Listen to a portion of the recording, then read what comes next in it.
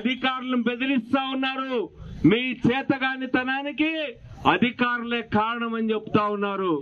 ఇంకా మన జిల్లా మంత్రి గారు ఈరోజు నిన్న వార్తలు చేయకూడదు, ఎవడు పంట పండించకూడదు, ఎవడు మాట్లాడకూడదు, రాజకీయాల్లో పాల్గొనకూడదు, ఇట్లాంటి నిర్ణయాలతో ముందుకు పోతున్నారు. అందుకనే నేను మిమ్మల్ని అందరినీ కోరేది, వాళ్ళు కింది కొట్టినట్టల్లా జగన్ గారు ఒక కెరటం లాంటి వాడు, పైకే లేస్తాడు.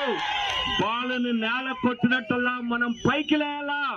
ఒక్కడి పైన ఆడైనా పోలీస్ స్టేషన్ లో ఏదైనా జరిగితే 100 మంది అక్కడికి చేరుకునేటట్టు తయారు కావాలి. మనం ప్రజా ఆగ్రహాన్ని, ప్రజల దీన్ని ఎవడు కూడా ఆపలేడని చెప్పి నేను విజ్ఞప్తి చేస్తూ, ఈ రోజు పోలీసుల ఇష్టారాజ్యానికి వదిలేస్తా ఉన్నారు. పోలీసులు ఈ రోజు కొంతమంది సర్కిల్ ఇన్స్పెక్టర్లు పార్టీలు మార్పించే పని పెట్టుకున్నారు. కొంతమంది పాత కేసులని తిరగదోడి మీరెక్కడ బయటికి రావద్దండి అని భయపెట్టే ప్రయత్నాలు చేస్తారు. ఇట్లా రాజకీయాలను ఎన్నో చూసాం. మా జగన్ గారిని 16 నెలలు మీరు జైల్లో పెడితే ఉప్పెనలాగా వచ్చాం ఆ రోజు. ఇప్పుడు కూడా అంతే.